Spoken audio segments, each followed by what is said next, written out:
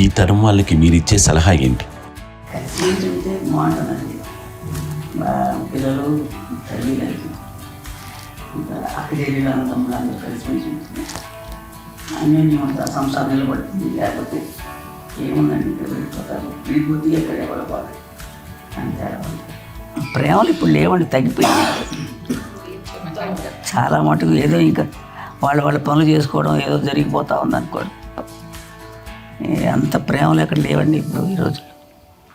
అంటే ఒకప్పుడు ఒకరికి ఇంకొకరు భరోసాగా ఉండేవాళ్ళు, అంటే ఎందుకంటే వీళ్ళ పెద్దనాన్నగారి పిల్లలు కూడా ఆయన చూసేవారు. మా నాన్నగారు అన్నయ్య వాళ్ళ బిడ్డలు కూడా ఇక్కడే ఉన్నారు. వాళ్ళని కూడా అమ్మాయి, వాళ్ళ ఆడపిల్లలు కూడా అమ్మాయి. చూడండి, నాన్న ఎట్లయితే తన చెల్లెలు చూసుకున్నారో అట్లయితే నాన్న తరపు అమ్మగారి పిల్లలు వాళ్ళు చనిపోయారు జడ్డి గారు. వాళ్ళ బిడ్డలకి పెళ్ళిళ్ళు పేరెంటాలు అన్నీ చేసింది అమ్మాయి. అమ్మ అలా చేసింది కాబట్టి అది మాకు మార్గదర్శకం ఉంది. ఇప్పటికీ వాళ్ళు కొంచెం ఒక మాదిరి పరిస్థితి ఉంటే వాళ్ళకి ఇల్లు కూడా పెట్టడం కానీ, వాళ్ళకి ఏదైనా ఉంటే కనుక ఎవ్రీ మంత్ మా తెలంగాణ గారి అమ్మాయి ఉంటే ఆడు అప్పుడు 70 వాళ్ళకి ఎవ్రీ మంత్ మా ఇంటి నుంచి మొత్తం వెళ్ళిపోతాం. 10,000-15,000 ఎన్నో సంవత్సరాలు పోతాను బ్యాంక్ వచ్చి అదంతా కూడా మా పెద్దలు వచ్చిన వాడు కూడా వచ్చి అమ్మ అంతా ప్రేమలో చూస్తారు, ఇష్టంగా చూస్తారు. అమ్మ ఇంకా చెప్పినట్లో ఇచ్చే మెసేజ్ ఏంటంటే, అమ్మ మాటలో చెప్పాలంటే బంధాలు బాంధవ్యాలు అన్నది ఎనలేని ఆస్తిపాస్తులు. సో ఎలాగైతే డబ్బు ఎంత సంక్రమించింది, ఎన్ని ఆస్తులు వచ్చాయి ఫిజికల్గా అనే దాని మీద కంటే కూడా ఇవి ఆస్తిగా తీసుకుంటూ దీన్ని విలువ ఎరిగి గుర్తెరిగి దాని ప్రభావం తెలుసుకుని అది కనుక మనం ఇచ్చిపుచ్చుకుంటే ఫ్యామిలీలో అంటే దానికి ఇచ్చినటువంటి గొప్ప సంపద ఉంటుంది. కష్టాలు వచ్చినప్పుడు డబ్బు తీరుస్తుంది కాదండి, కష్టం వచ్చినప్పుడు ఒక భుజం తీరుస్తుంది, ఒక చేయూత తీరుస్తుంది. అది మన బ్లడ్ రిలేషన్ మనలో మనకి అది ఉండటం అనేది అదృష్టంగా తీరుతుంది. అంటే ఒకసారి అమ్మ చూస్తే అక్కడ ఇండియా అనిపిస్తుందంటే అది ఎవరి ద్వారా కనిపించడానికి తన ఆ చెట్టు కొమ్మగా కాబట్టి ఆ చెట్టుకే మనం ఆపాదించాలి.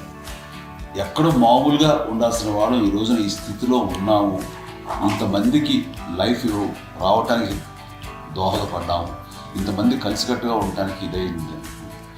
అమ్మని చూస్తుంటే నాకు ఏమనిపిస్తుందంటే, అబ్బా ఇలాంటి జన్మం మనకు ఎవరైనా ఉంటుందా?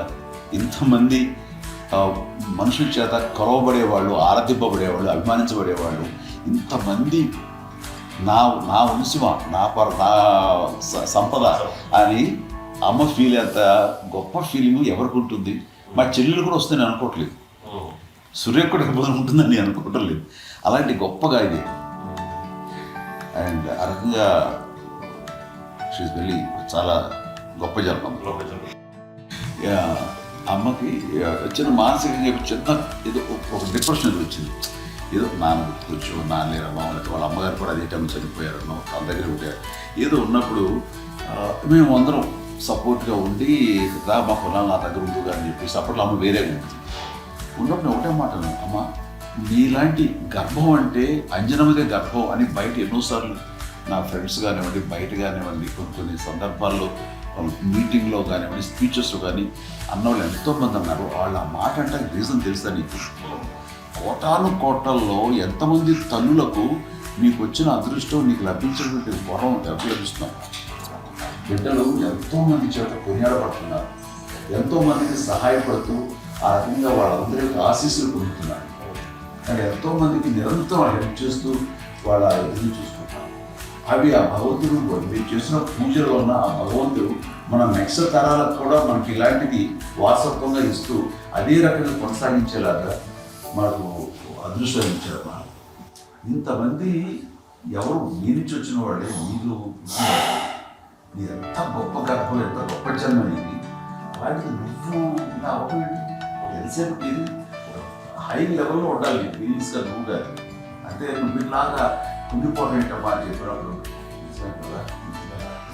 రావడం ఇది నీది కాదు నాది కాదు, నువ్వు నమ్ముకున్న భగవంతుడు నీకు ఇచ్చింది అనుకుంటావు కదా నువ్వు. అంతే. ఆ భగవంతుడికి కృతజ్ఞత తీర్చుకోలేక ప్రతిరోజు ఆయన ధ్యానించు, ఆయన పూజలో ఉండు, నీకు ఆయనే ధైర్యం ఇస్తాడు. అంతేగాని నువ్వు నెగిటివ్ సైడ్ ఆలోచించుకోమ్మా. మా అందరికీ పాజిటివ్నెస్ ప్రివెంట్ చేసిన దానివి, ఇచ్చిన దానివి, అందించిన దానివి. అలాంటి నువ్వు నెగిటివ్ వైపు వెళ్ళిపోకూడదు అనుకుంటే అంతే, మళ్ళీ అటుపక్క ఎప్పుడు జరిగేది. ఆంజనేయ స్వామి భక్తి ఆయనలో ప్రవేశపెట్టి చెప్పాలంటే ఆయనకి నేను నన్ను దేవుడు ఇంట్లో నేనే ఇంట్రడ్యూస్ చేశాను మా నాన్నగారు. నానంత ప్రగాఢంగా నమ్మి ఆయన దానివల్ల లబ్ధి పొందారు. ఆయన అందులో మమ్మల్ని మించిపోయిన స్టేజ్కి వెళ్ళిపోయారు. ఆయనతోటి ఆంజనేయ స్వామితో ఇంటరాక్ట్ అవుతారు. అట్లా ఆయన నన్ను నమ్ముకుంటారు. ఆయన నానంటారు అంతా నా గురువు, నా పెద్ద కొడుకు అంటున్నారు, పెద్దోడే అవును. గురువు